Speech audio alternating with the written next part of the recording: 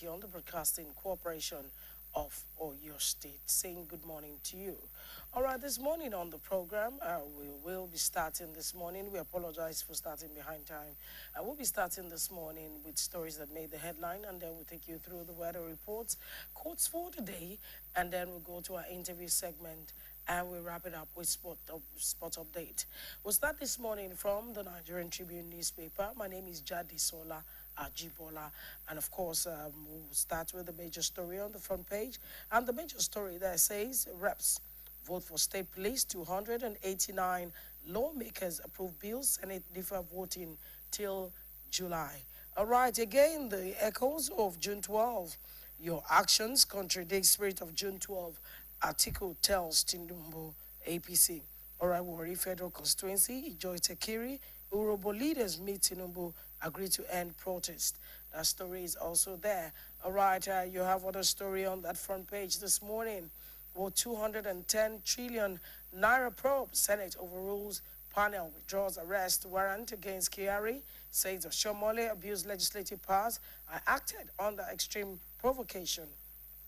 That's coming from ex-Edo governor. And of course, NAF strikes destroy terrorist enclave, kills scores in Lake Chad region. Troops, DSS raid IPOB ESN in Enugu. Recover rocket launcher rifles. All right, that story is on page 27. On page 22, Niger school abduction.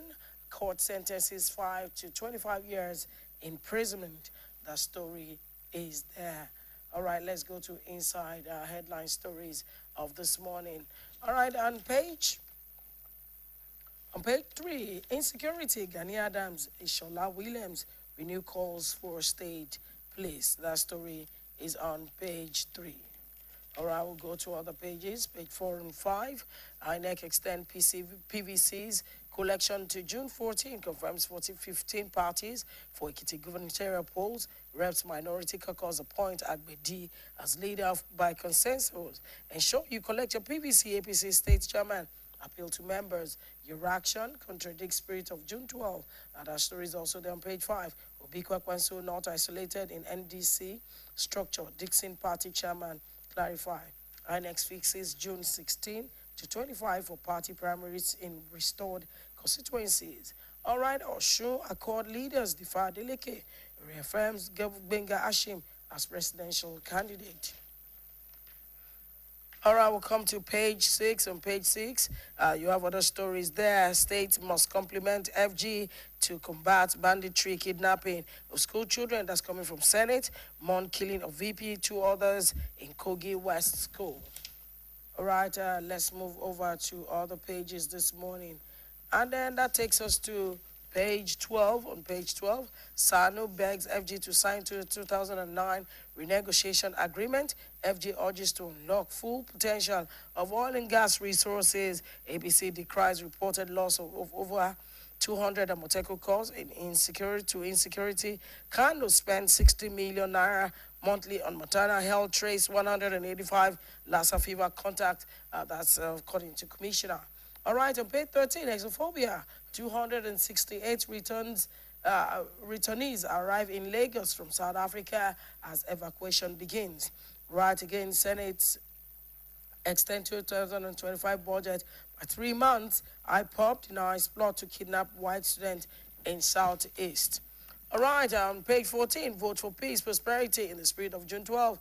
ARG charges Ekiti electorate. And then we'll go to other stories this morning. Of course, Democracy Day, Tinubu restate determination to secure Nigeria. And there's a special report, again, the echoes of June 12. You want to know what's there, grab a copy. All right, we also come this morning on page 24. There you have 100 international caps, not easy. That's coming from Uobi. Friendly Eagles surprised us. That's coming from Arujo. Nigeria will be missed at World Cup. That's coming from Terry. Bright and happy to welcome Yuan. All right, that's on the Vintage Sports page. Nigeria at World Cup without Nigeria.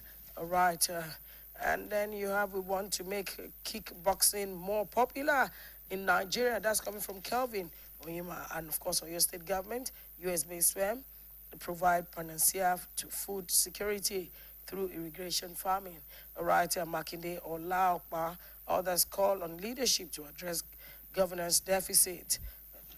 And then we'll go to page 30, 2026 UTME, IGP to arraign 5 suspects for allegedly hacking into JAM server. All right, we also have the child labor fueling banditry, insurgency in Nigeria, says UNESCO boss. And of course, on the back page, Atan Somalia referee to handle PSG Villa EAFA Super Cup showdown. Those are some of the stories that we'll be taking this morning from the dailies. Of course, we'll go on a break, and when we come back, we'll be serving you with the weather reports and quotes for the day. And then we'll cross over. I'll be back with our interview segment. Stay with us. Don't go away.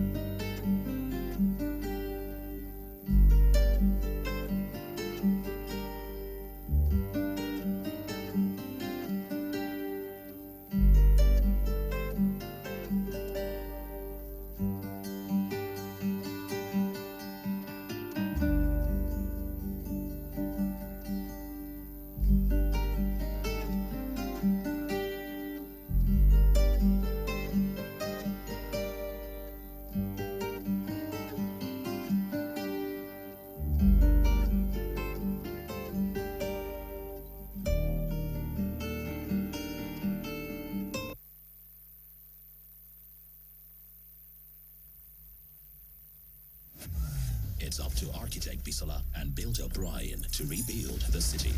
We'll need some help. Let's get up and go!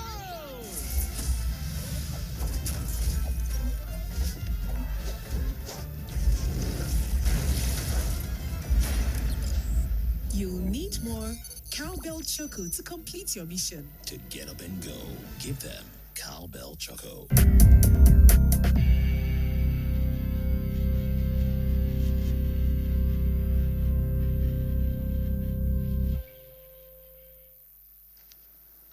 All right, welcome back. It's still AM120 on the Broadcasting Corporation for your state. Of course, we're now in the interview segment, and of course, this is how we're going to be doing it this morning. We have two guests who are going to appear on the program this morning, and we're going to be discussing what we call June 12, 1993, lessons for 2027 polls. And permit me to say that Happy Democracy Day to every Nigerian out there. To do justice to the conversation this morning, our first guest is here, Dr. Stephen Lafenwa. He is a professor of political science at the Premier University of Ibadan. You're welcome this morning to the program, Doctor. Yeah, you're welcome, and thank you very much for inviting me. And I want to greet Nigerians. Happy Democracy Day. All right, having said that, let's quickly look at the preamble. Presidential elections were held in Nigeria on June 12, 1993. The elections were first held since the 1983 military coup d'etat, which ended the Second Nigerian Republic. They were the culmination of a transition from military to civilian rule spearheaded by incumbent President Ibrahim Babangida. However, the results were annulled by the military government, citing electoral irregularities when unofficial returns indicated a substantial victory for Moshood Abiola of the Social Democratic Party, SDP, over his opponent, Bashir Tofa of the National Republican Convention. That's the preamble. Dr. Lafenwa, let's look at it. What do you think the former head of state, Ibrahim Babangida, was trying to do? Was it that he would have, if it was Tofa that emerged, he would not have had any reason to annul? I mean, if he chose to hold that election, nobody was holding him to ransom to hold that election. No. You know, you have to first of all ask, let us ask ourselves, did Babangida has that political will to relinquish power, you know, in 1993? You know, he himself said it. He said, I step aside. You know, what does that mean? You know, stepping aside, is it not to come back again? You know, that means, you know, that election was planned to fail. It was not planned to succeed at all, because the incumbent president is supposed to be saying, okay, I'm an outgoing what president, and I will relinquish. He stepped what? He stepped aside. And stepping aside means a lot. And that is why some Nigerians were skeptical, you know, about the election. And some of the activities that preceded that election really, you know, signified, you know, or gave us signals that we may not likely what have. Let's go back to the activities preceding that election. Yeah. Give us a lowdown of what the activities were. I think there was an association called Association of Better Nigeria, led by Ato Nzeribe. You know, it took, INEC and the federal government to court, took INEC to court. You know, there were so many shenanigans that really shows that, the military recruited some people, you know, to perpetrate, you know, the leadership of under the military rule in power, the leaders in power. And, you know, the issue of SDP NRC happens to be another issue. Because people are saying that, in a democracy, people should form their political parties. But in this case, it was government that formed the political party, not only formed the political party, wrote their manifesto for them, established their headquarters for them, selected the chairman of each party, selected the secretary of each party. Now let me draw you back from that pre-1993 election till today. Yeah. You feel that it was wrong for government to have established the political party, knowing fully well that the government of that time did not contest in the election. Is it not better than the election of today, where we have political parties asking party contestants to pay as much as 100 million? So, you know, now let's look at it. If one candidate or aspirant was paying 100 million in an election, and you have not less than, say, how many will I put so it? many candidates, you know.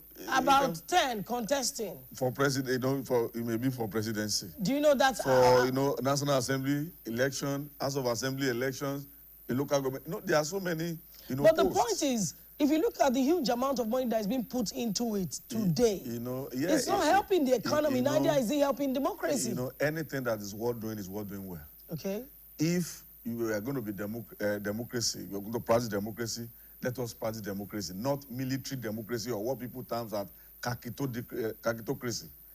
It's not a matter, it's not, you know, from my own point of view, that, you know, election in 1993, to me it was a deliberate attempt to extend the tenure of Babangida.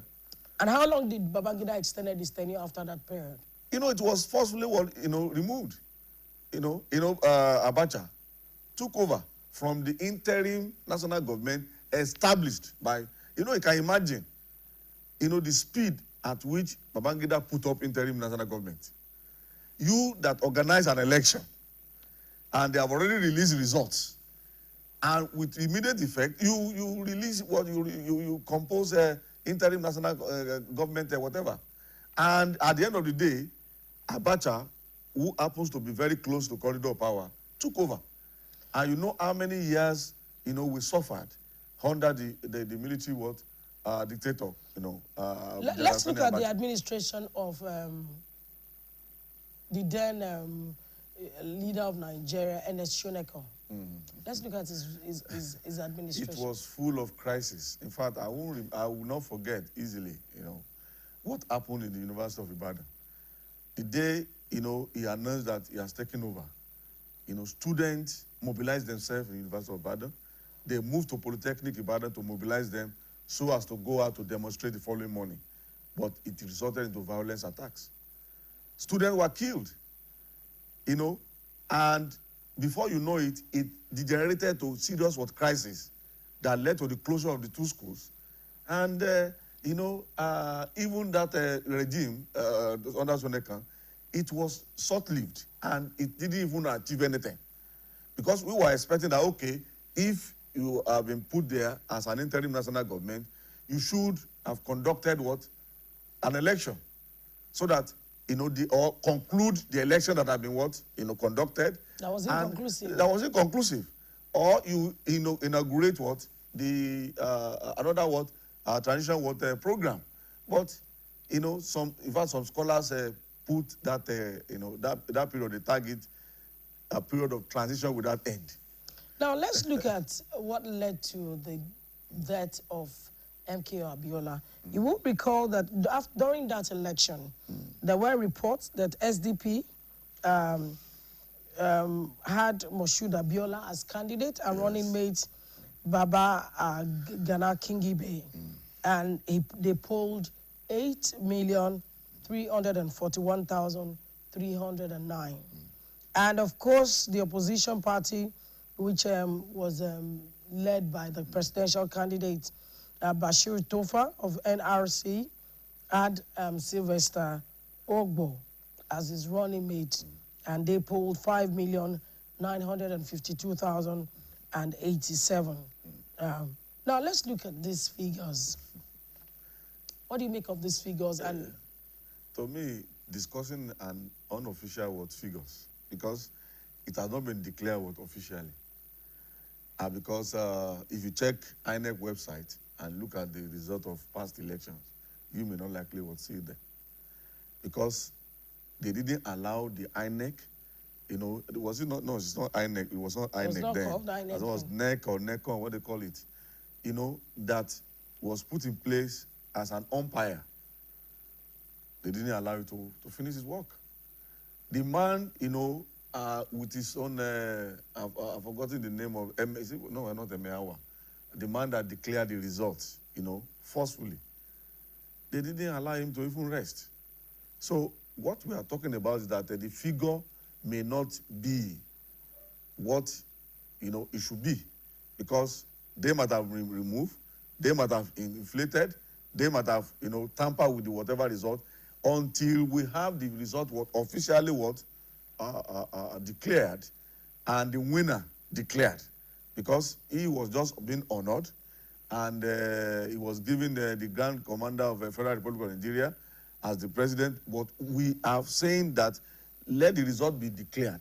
Are you still saying that? And put, Are you saying that should still happen? Yes, that's so that we not distort what history. That election was, conducted, and concluded, but they declared it was inconclusive, and the results were not. On what grounds can you call an election inconclusive?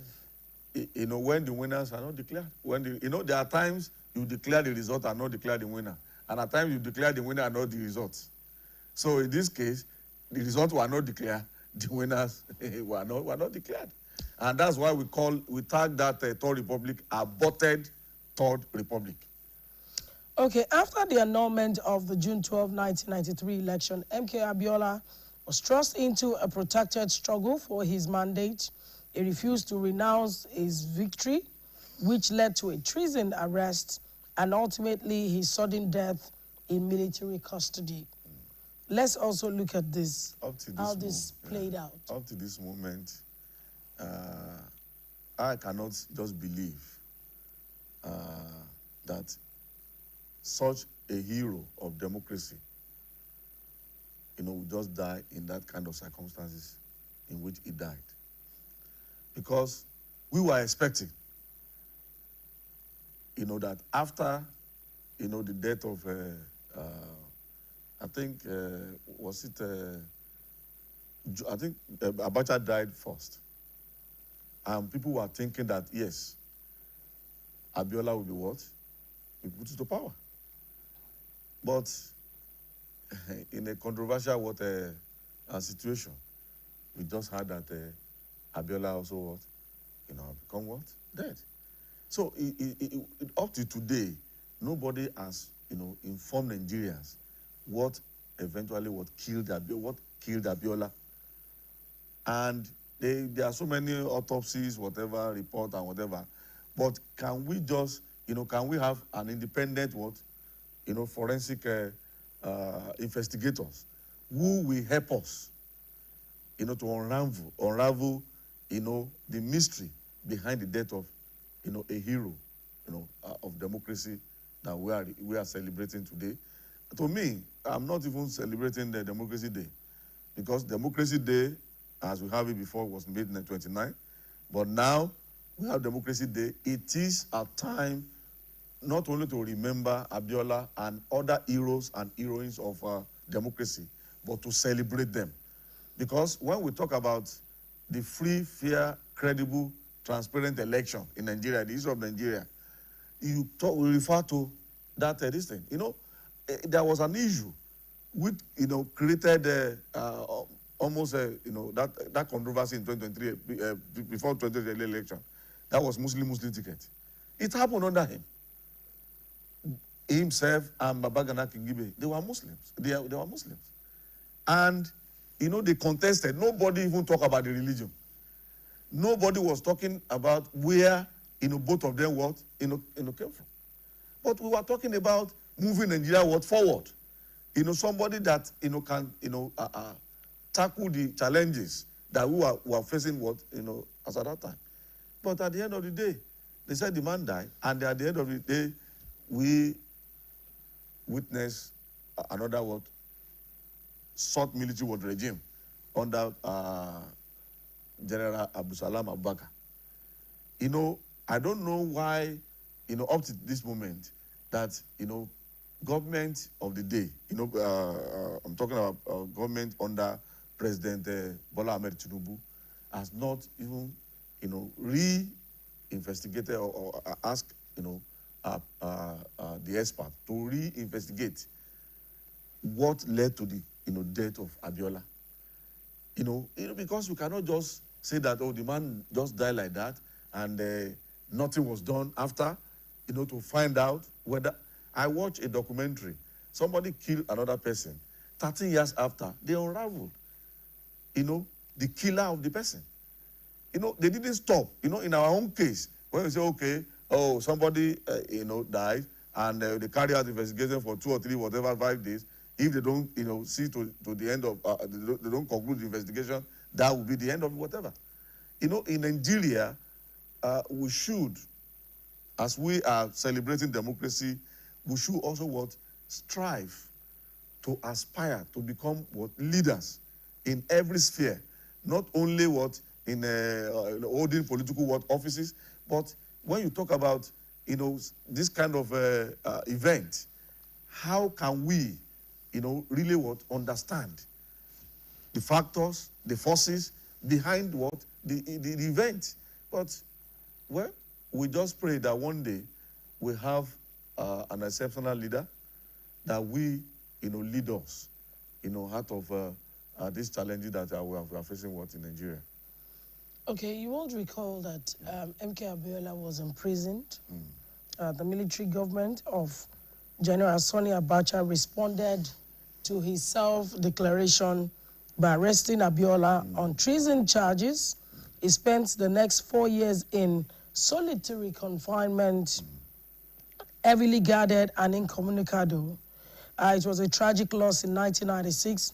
While he was in prison, his second wife, political activist Kudirat Abiola, was assassinated in Lagos after leading a vocal campaign for her husband's release. And of course, on July 7th, 1998, just a month after General Abacha's death, after General Abacha's own death, Abiola collapsed and died under highly suspicious circumstances. Let's go on this break. When we come back, I'll complete that line, Okay, and then I'll take the next question. Stay with us, don't go away. Progress no dey happen just like that. It dey come from support when you need am. Mommy, I got the school fees. You too much. Na money point o. Money points, thank you. Customer, na transfer abi? Confirm. Bro, na transfer. Na money point, oga. Oh, na confirm. Progress na peace of mind when you know say payment go land at Sure Banker.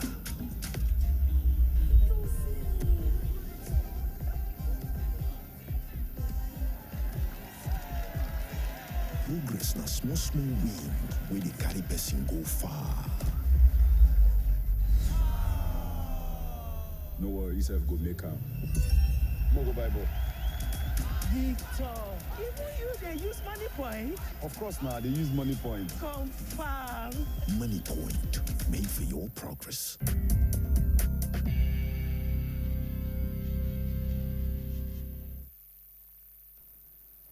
All right, welcome back. It's still AM120 on the Broadcasting Corporation of Oyo State. Of course, like I was saying before we went on that commercial break, that on July 7th, 1998, just after a month, General Abacha's own death, Abiola collapsed and died under highly suspicious circumstances. This occurred in Abuja during a meeting with a visiting U.S. delegation that had come to negotiate his release. Official autopsies cited severe cardiac arrest due to a long-standing heart condition, although rumors of poisoning persisted. And of course, that was how the story. So if that happened in 1993 and eventually passed on in 1998, that tells us how long he had been held and perhaps on the, go torture and all kinds of punishment. That's why people are yearning for democratic rule, because of the kind of oppression, repression, the kind of, difficult, life situations that people were faced with under, military regimes. In fact, Abiola was agile. You know, you see him all over, campaigning, you know, moving from one end to the other. So how will you just say that, okay, suddenly he developed cardiac arrest and he died? If not because they tortured him or something was done to remove him from the space. But how come he was not allowed to face the court over these charges and be sentenced properly under, if there was... under military rule, you know, you are ruling by decrees, not by the constitution. You understand? So there is no way, because it is working to the answer. The major aim is to eliminate him, is to remove him, because that's the only, you know, solution for them to perpetrate themselves in power. Because they thought that, okay, how can, you know, our own general died and somebody who has, you know, who is an enemy, in quote, to the late Abacha will now become the president. What do you think will happen? Many of those, you know, soldiers who serve under Abacha will have suffered, the officers. And that was why, you know, they were just, you know, believing that if Abiola is there, you know, the masses will take over and the elite will suffer. So the elite is kind of, to me, is kind of a conspiracy. You know, it's a kind of conspiracy against the masses of the citizens of Nigeria, particularly the masses. Because you can imagine those people that will be ruling us, right from 1966, when the first coup what happened. You know, we had a short time of civilian regime. I won't call it a democratic rule under President Shehu Shagari. It was short-lived also because those militaries have tasted power, and they've seen that, oh, this is, you know, an opportunity for them either to enrich themselves and to ensure that they continue to exercise, you know, power, political power, for their own self interest. And when, you know, they conducted election in 1993, they were thinking that, you know, they planned it not just to fail, because they know that Babangida stepping aside will come back to become a civilian a president. Imagine when Abacha took over, and he also inaugurated the transition program. He established 5 political parties, and all the 5 political parties nominated him as the candidate. What kind of democracy is that? So you can see that, you know, there was no political will anywhere. There was no commitment, you know, to enthrone democratic rule. It was, in fact, they planned to, you know, for it to fail so that they will continue to be in power. And not only the military, you know, the officers and the soldiers, there are some civilians supporting them because they were benefiting from the military regimes. Now, I will also blame the kind of citizenry that we have. People who are not, you know, properly educated, to the extent that some were still calling for military regime. Now, let's look at General Abu Salami Abubakar's tenure. One would have thought that with what MK Abiola faced, and if indeed he wanted this transition, Abiola was still alive when he took over. He could have released Abiola. You know, it was very difficult for him. Even to make him the president, it was very difficult, the decision what to make. And that was why he immediately inaugurated another transition program, just to exit, but because people were hungry. And that singular action, you know, of the death of Abiola would have, you know, led to serious crisis for us in Nigeria. That might have even divided us. Who knows? Because people believe that it was, you know, the North against the South, and the northern oligarchy didn't want, you know, any person from the South or from the Southwest to become the president, and that was why he said, "Oh, let us just, you know, conclude this thing in 6 months." You know, it was very, very, you know, very short time program, and the effect of that short transition program is what we are witnessing today, because we did not allow, you know, the process, democratic processes that are supposed to, precede election to take place. The first one has to do with having citizens-based constitution. But the constitution was handed over to us. Abacha, before he died, he proposed, we had what we call 1989 draft constitution. That one was put aside, reworked, and, was passed on to us as constitution made by Nigerians. And today, we can see all the anomalies, contradictions in the constitutions. And to resolve those contradictions, we don't have leaders who can demonstrate political will and commitment to effect significant changes, to our constitution. Okay, let's look at the lessons from June 12 vis-a-vis the 2027 general election coming soon. What lessons do you think we need to learn from 1993? If you are talking about lessons, we have to talk about, first of all, the resilient spirit of Abiola himself and the resilient spirit of Nigerians who came out to protest against military dictatorship. Today, people have lost hope. Abiola called that, he tagged his manifesto, whatever, hope agenda. Today, we have under President Bola Ahmed Tinubu, renewed hope. Compare the hope agenda with the renewed hope. You see that there's crystal clear differences. And we are that to show that we have not learned anything. Let us look at 27, uninterrupted years of people call it democratic rule, but I would say civilian rule, because the tenet of democracies are totally been abandoned. So let's ask ourselves: is democracy failing or progressing in Nigeria today? The second question is that, is Nigeria progressing or failing under the present democratic dispensation? When you first of all consider the first question, is democracy how democracy is faring in Nigeria today? You talk about the rule of law. Where is the rule of law again? Talk about separation of powers. Everything is, concentrated at the center. When you talk about individual liberty, what are we talking about in Nnamdi Kanu and the rest, who are still in the custody of the security officials? Their cases have not been declared. And when you talk about even popular participation, the last election, 2023 general elections, how many people, registered to vote, and how many people actually voted? You see the kind of, that apathy is there. That means people are withdrawing away from democracy.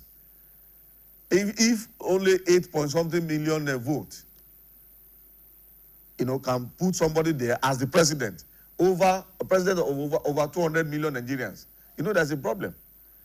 And when you talk about, is Nigeria fearing, how Nigeria is fearing under the democratic organization, let's look at basic, indicators.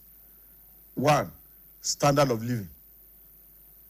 Today, we are talking about over 130 million Nigerians living in under multidimensional poverty, below poverty So, and we are talking about moving forward after 27, because democracy is supposed to be seen as a means to our end.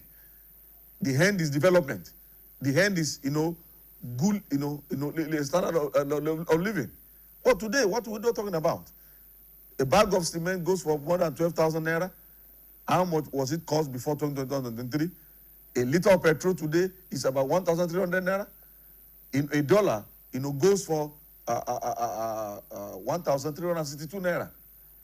So people are even saying that for you to save $1 now, in naira, it takes you several years. So that is what we are talking about, is that democracy is not faring well in Nigeria today. Nigeria is not also faring well, very well, under the present democratic dispensation. Now, let's look at the way forward. What do you think we can do better ahead of 2027 that can make the country better? You know, well, we are just we have been saying all those. We are talking about reforms and restructuring and whatever, but I've not seen, you know, the demonstration of political will on the part of our leaders. So if you are just saying it's just about, well, okay, maybe we are hoping that one day somebody will. There are so many, you know, committees that have been set up, or let me say, a confab, National World Conference that have been set up. And, you know, they have already produced several reports. If they don't have that, whatever power, or if they say they don't have that kind of spirit of convoking another national conference, let them go and gather all the reports, the past reports.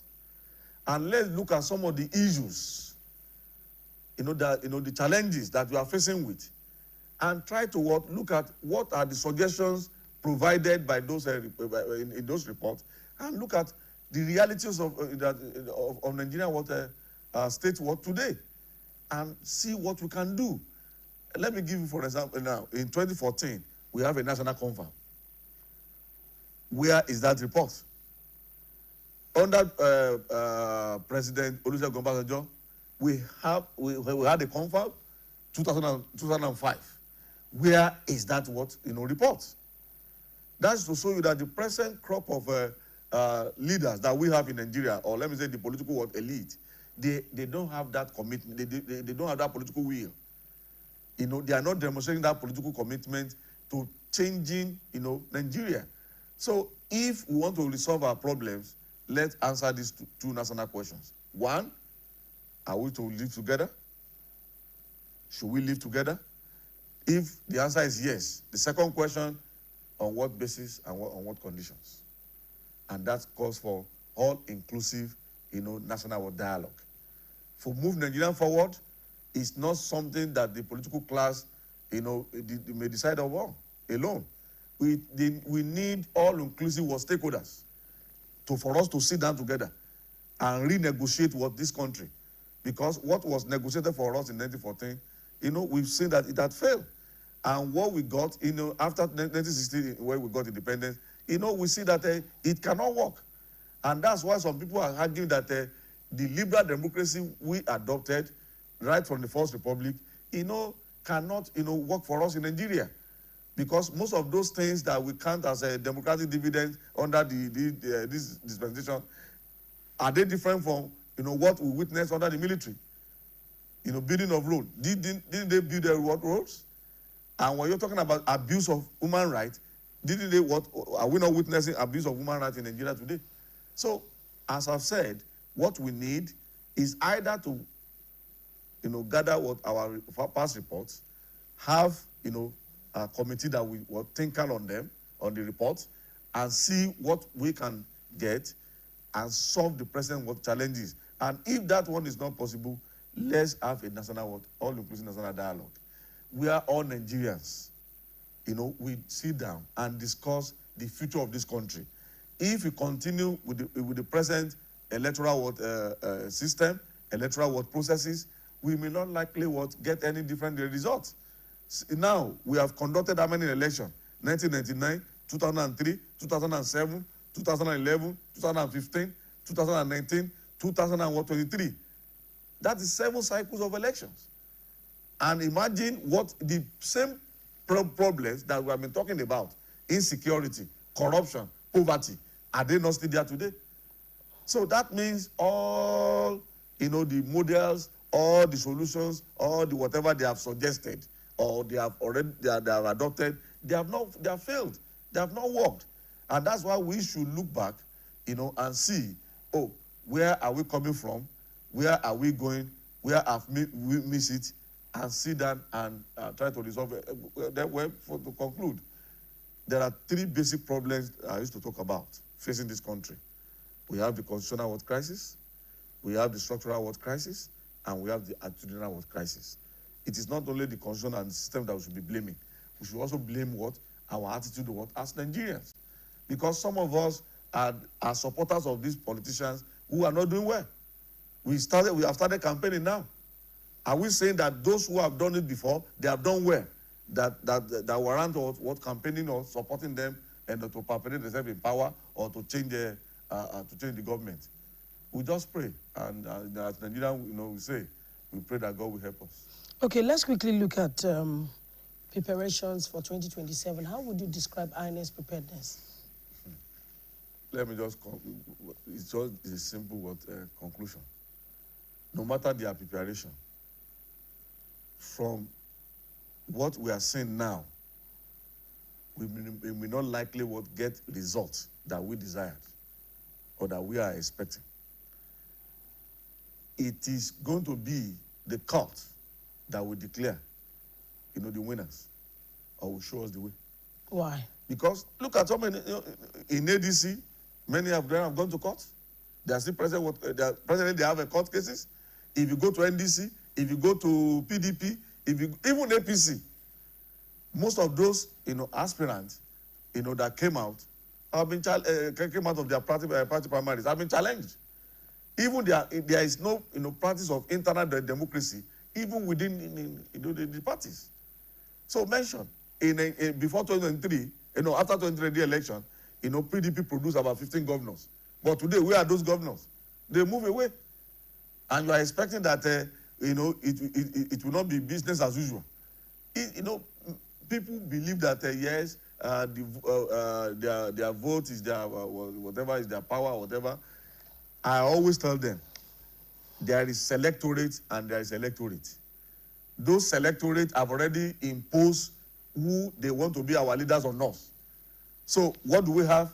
What chance do we have as electorate?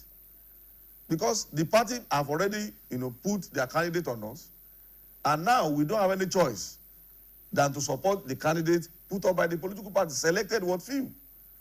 So at the end of the day, you will see, people challenging themselves, challenging the results, challenging the outcomes, challenging the process, challenging the INEC in the court. And at the end of the day, it is the court that will declare, the winners, and we declare, at the outcomes of the 2007 election. Because from the look of things, I don't think that we have prepared a lot or we have learned any lesson from the past elections. Even with the new Electoral Act, 2026 Electoral Act, I don't see anything possible. I don't think, it's not, to me, it's not feasible that we are going to experience free, fair, credible, transparent, and all-inclusive election. Thank you very much. Before we wrap up on the conversation, I'd like us to also look at, you've talked about the way INEC is coordinating itself ahead of the 2027 election. But again, let's look at political parties. Why does it look like each of the political parties are in crisis?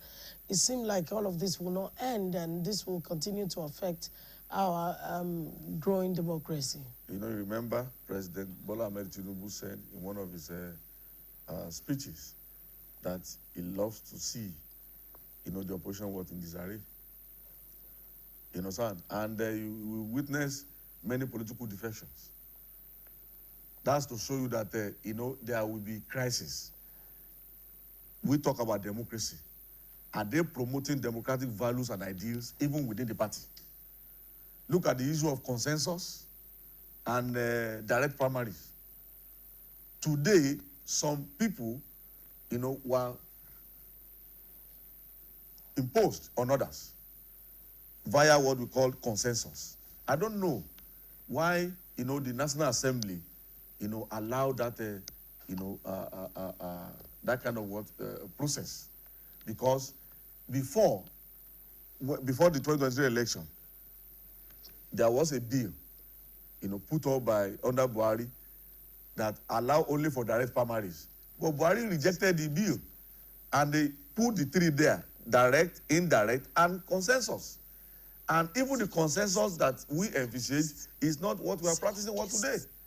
So, when you look at everything, parties will have, differences. They will have experience crisis because there are different interests within, each party, and we have different factions within the party, and even within each faction, we have fractions.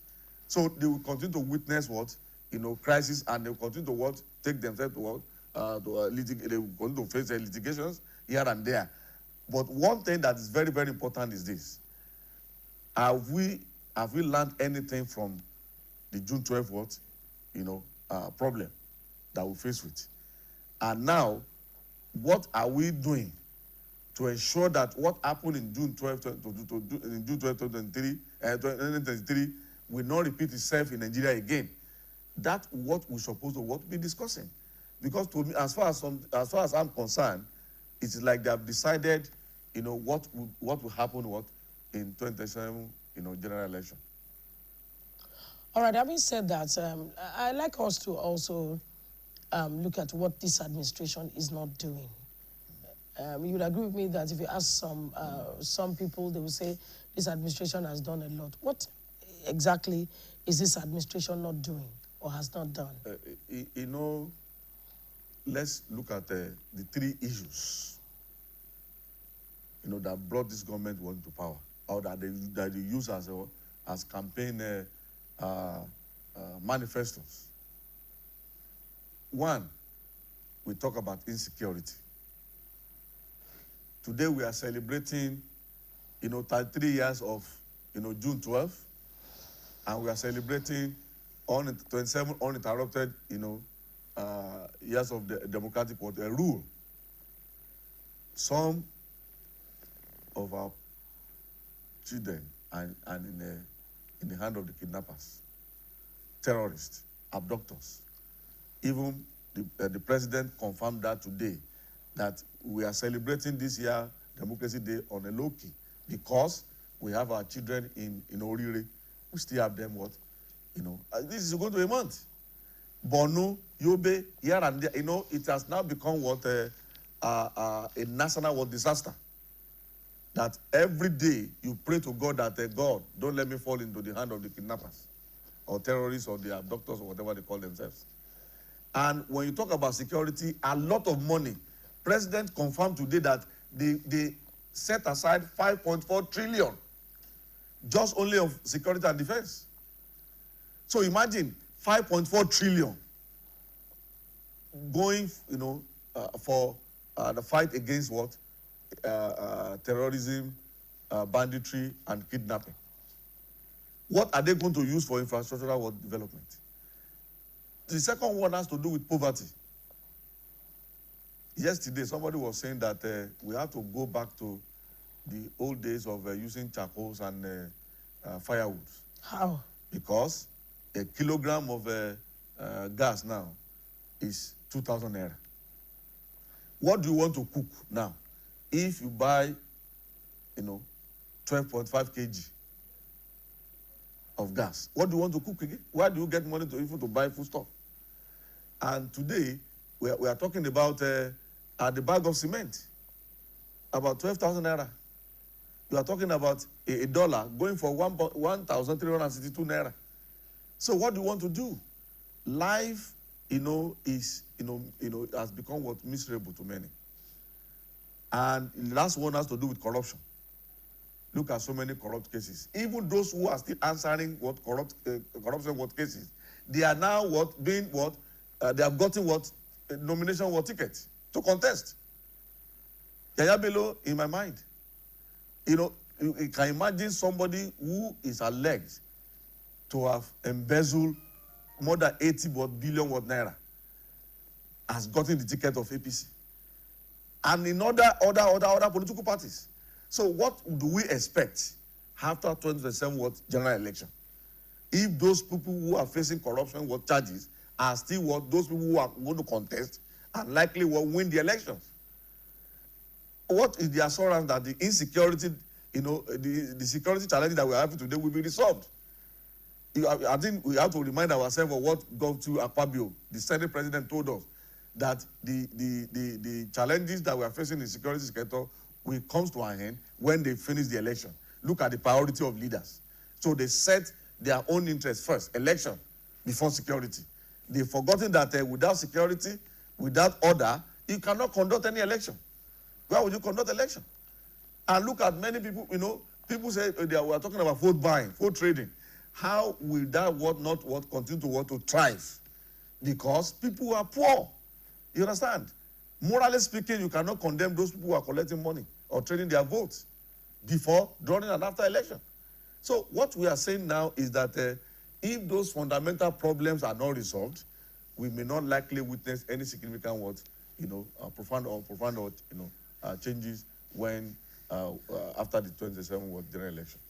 We must say a big thank you to you, Dr. Stephen Lafenwa, Professor of Political Science at the Premier University of Ibadan. We must appreciate you for always being here for us on this program, AM120. Thank you very much for joining us. Thanks for having me. All right, we'll go on a break, and when we come back, our second guest is joining us shortly. Stay with us.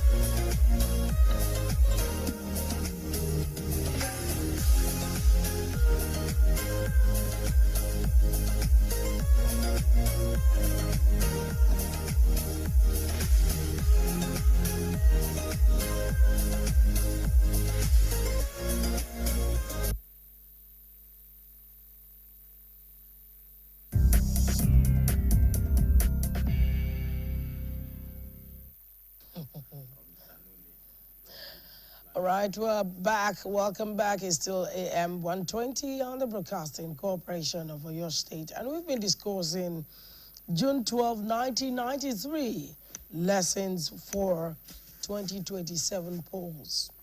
You will not forget so easily that the 2027 election, general election is around the corner, is drawing closer to us. And all hands must be on deck to ensure that the election goes smoothly. But trust me, in making effort to ensure that the election goes smoothly is the reason why we're looking at June 12, 1993 election and the lessons ahead of 2027. Of course, you'd agree with me that June 12 election was annulled by the head of state military leader Ibrahim Badamasi Babangida, who I don't want to. One of the things that shocks me or keeps me amazed about him is the fact that he's still alive and he could see what Nigeria has become after annulling. Maybe if that election was accepted and MK Abiola was brought into power, maybe Nigeria could have been in a better shape today. To do justice to the conversation, our second guest is here, Honorable Larry Aguru. He is a legal practitioner and a former federal lawmaker in the Federal Republic of Nigeria. You're welcome this morning. Good morning. And good morning, viewers. Yeah, and let me say Happy Democracy Day to you. Let me say I return it to you. It seems like you're not really amused or excited about this democracy day this year. What's wrong? I've not always been excited. Why? Why should I be excited? Democracy, yeah, is good. But worldwide, that is what we believe is a system of government that is widely accepted or is acceptable to a greater number of people, but not necessarily the best. So in Nigerian situation, what do we have? We have quasi democracy. What do you call it? Quasi. Why do you call it quasi? Democracy is, of course, it's not a stone cast anyway. That means, but in a situation where elections or the votes of the people don't really count, the manipulations of those who are in power is actually what count. So, in essence, the excitement should not be there. But the most important thing is that, okay, we have some freedoms, or we are freer than we were when we were under military rule. Freedom of expression. Of course, there will be some level of quantum of harassment here and there, but notwithstanding, people are still expressing their views the way they feel they should express it. Not that some people have not been put behind bars. Some people were put behind bars. Look at that guy from Calabar, Cross River. He was there for so many months before he was released. That the Yatta used to express his own view in Kaduna against a Kano governor and a Kaduna state governor too. Where is he today? He has never been found after 8 years. Of course, he was not a journalist. He was just a critic. It's only journalists they don't find. So it was just a critic. Like if you situate that alongside or beside that what happened during Babangida regime, the Kato man was missing, who has been missing in the northern part of Nigeria, the news journalist. Where is it today? It's the same thing we are. So excitement is about what? It's about the goodies, the good things of life that have come. But some of them have come, but a greater number of things have not been realized. It's not they are not realistic, but they have not been realized. Why? Because of the way we take governance. Governance is personalized. It's private and pocket against the people.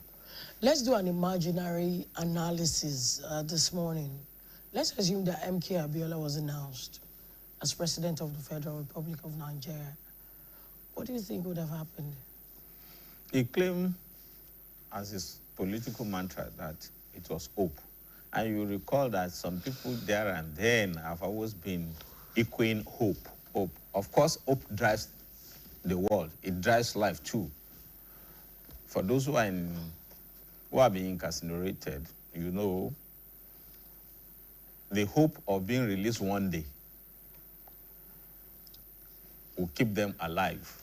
The hope that I will have something to eat immediately I leave the studio will make me excited. So hope drives the world.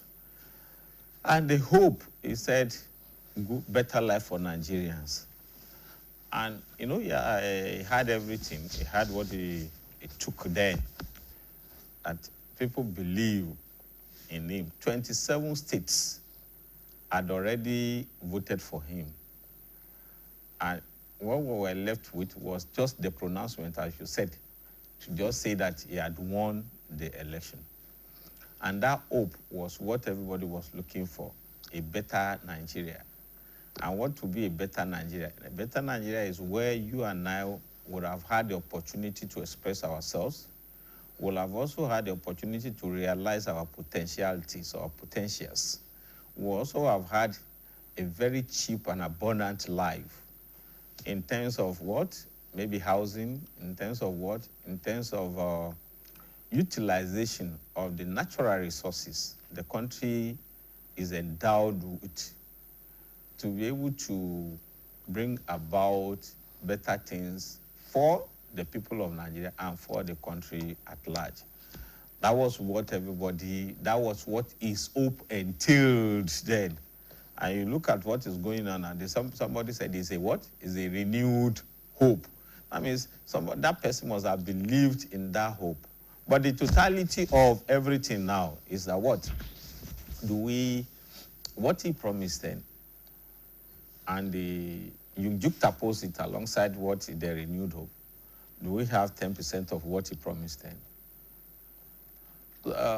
It is the will. Everything is about hope.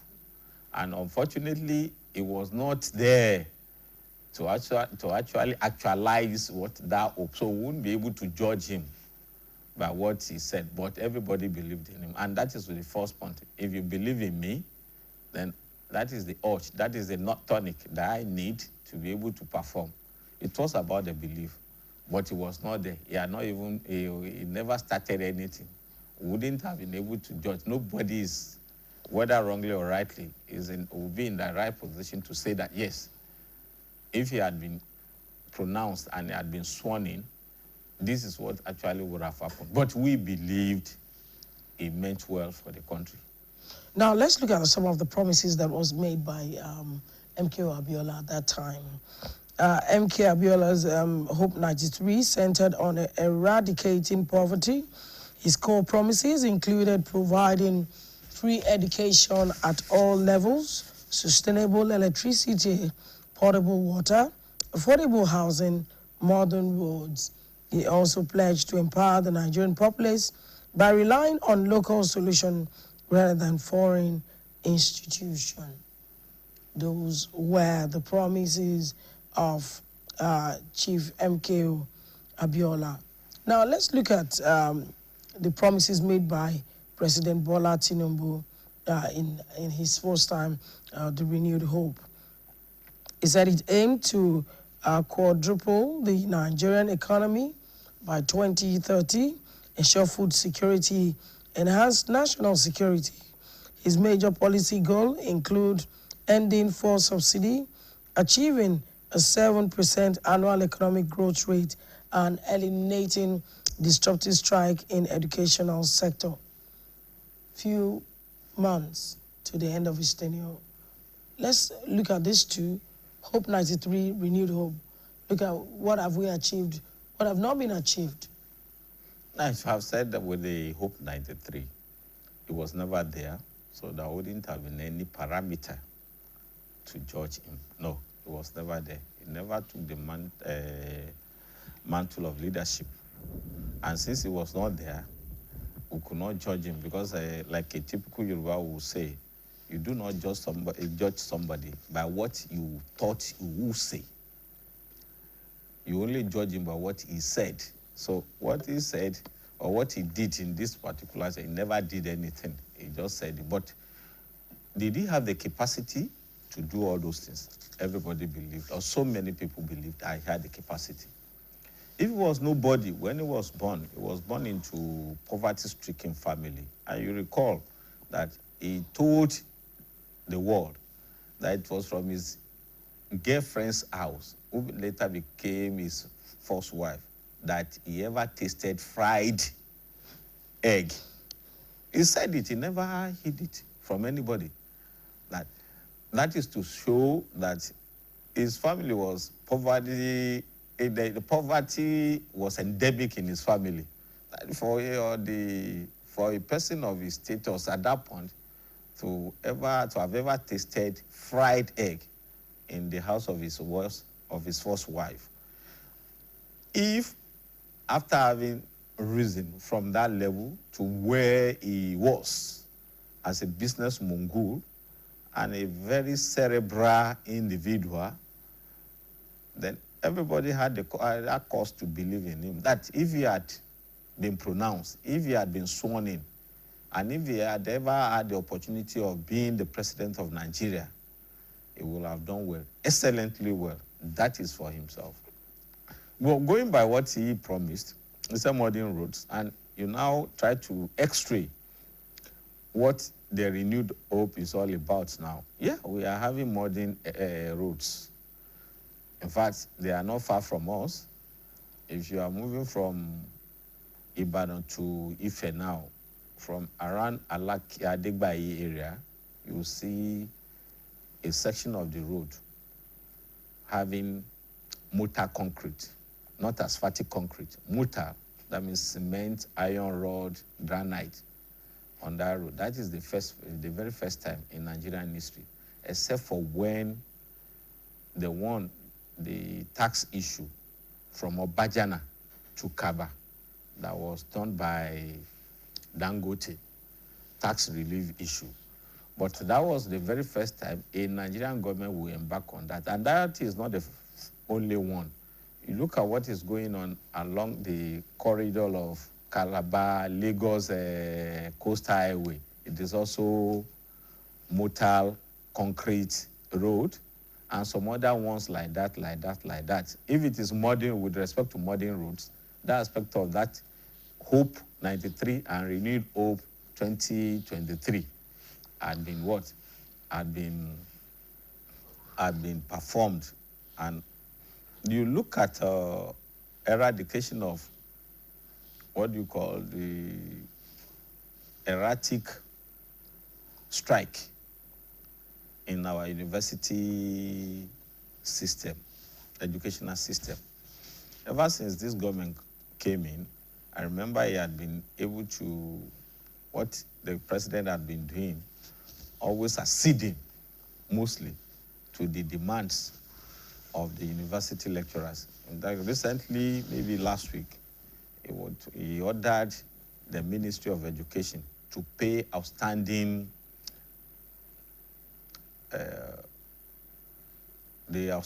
allowances or so that the universities were owing the lecturers, with a view to what? Curtailing the strike. The other one, when you look at it, ever since, I don't think the universities have gone on strike. They have threatened to go on strike, but they have never gone on strike since it assumed office. And it shows that it's also threatening to that. The other one I saw, sincerely, was the issue. I read early this week that the Nigerian gross external reserve had reached a peak of 50 billion US dollars. It's nothing to celebrate anyway, but that will be the highest in the last 17 years. The highest in the last 17 years. And that is, one way or the other, commendable. I'm not commending the present government. Why? Because that is not where we are supposed to be. He said he's looking towards $1 trillion economy, and you're having a reserve of 50 billion. What is 50 billion? It's a fraction of 1 trillion. So that is why it's not something to celebrate about. But then when it comes to management and mismanagement, with respect to foreign reserves, I think a lot has been done. But the question Nigerians are asking, foreign reserves are growing, but what about the lives of individuals? Have their lives been bettered? No, one way or the other. You see, at the point in time when he took over and the pronouncement of subsidy removed, life became very, very tough. Why? Because we were buying fuel as at that time at the rate of 185 naira or 189 naira per liter. But all of a sudden, as at today, the one I bought yesterday, or did I even buy fuel yesterday? The one I bought a day before yesterday was 1,294 naira. You know how much that one would have fetched me in the number of liters if pre his assumption of office with 189 or thereabout per liter. All we are saying is that lives have become very, very difficult, very, very harsh, just because of the policy. But are those policies necessary? That is the question to ask. Yes, they are necessary. We are at the brink of collapse as at that point in 2023.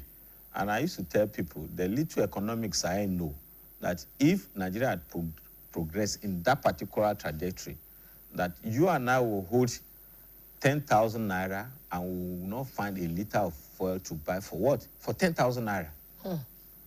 Because those who were supplying were already telling us that you had exhausted your what? Your credit line.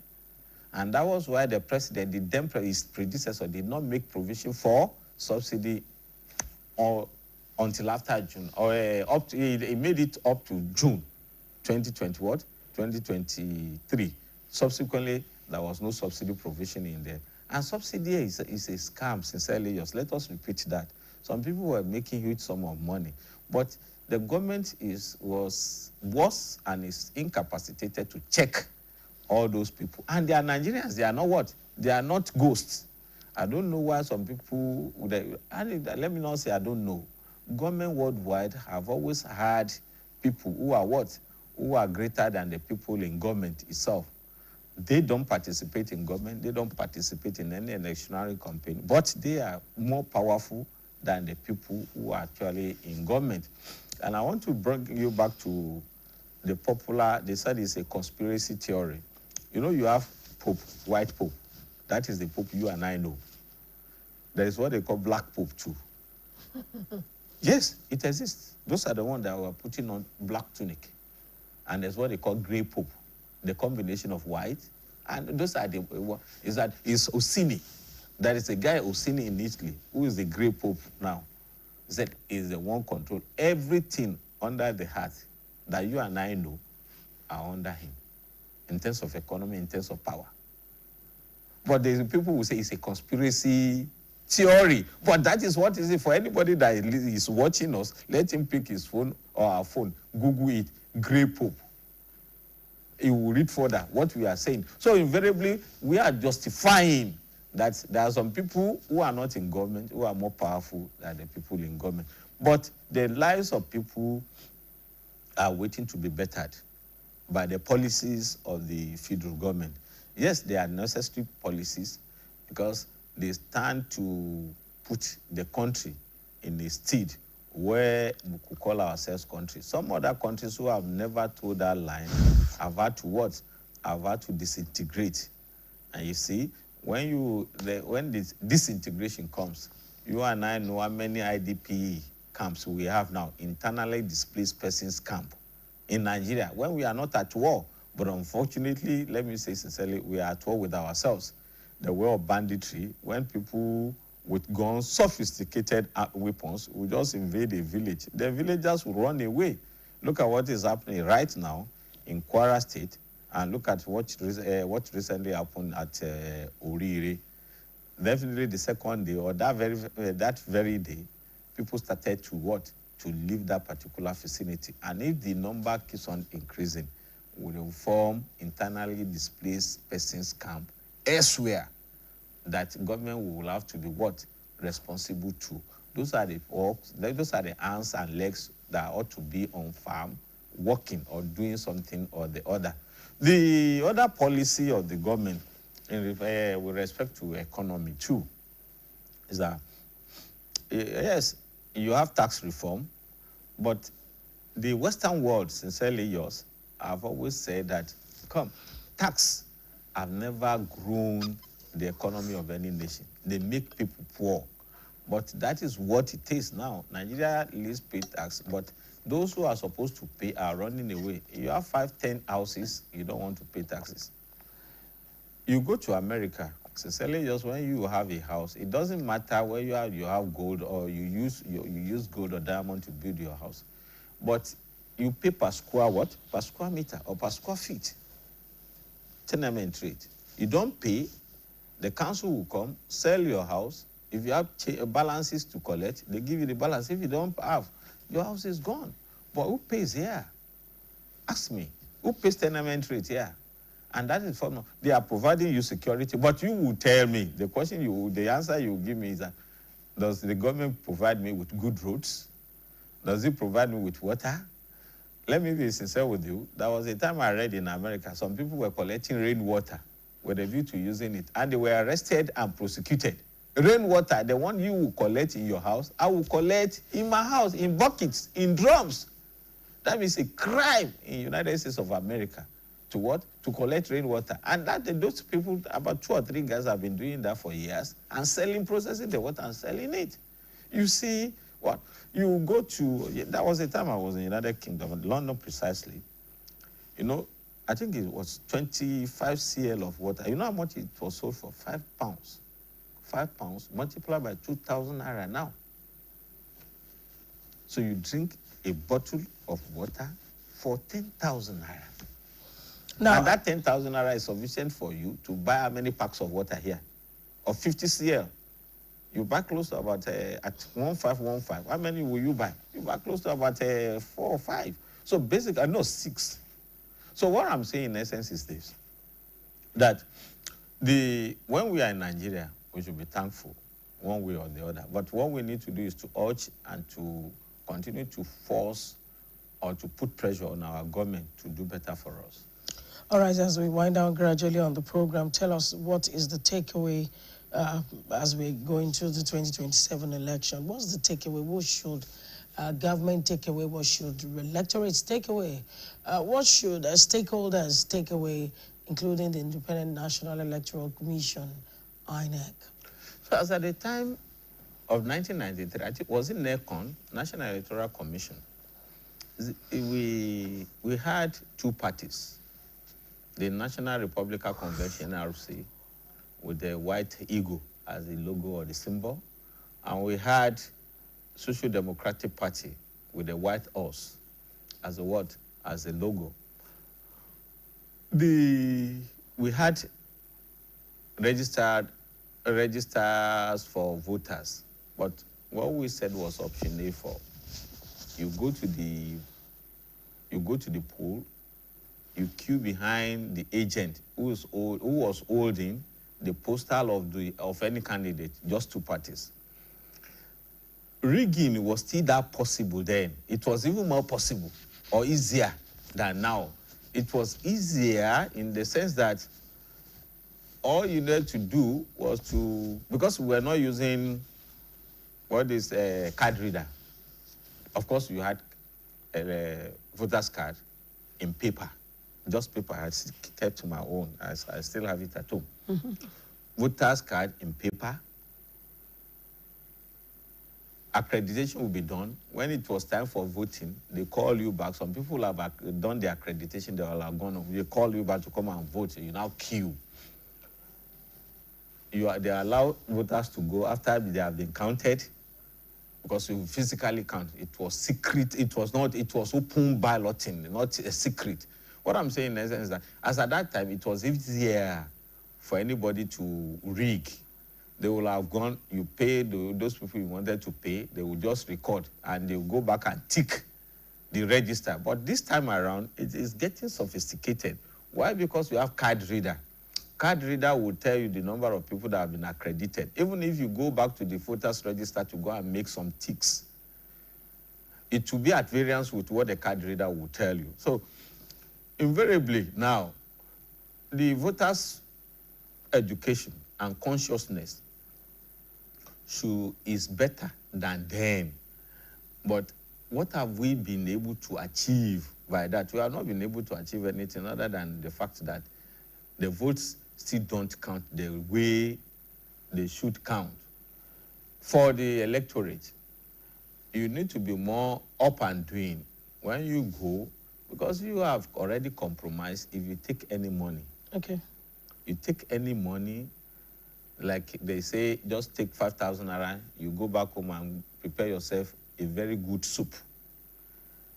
Dibo, kesebe.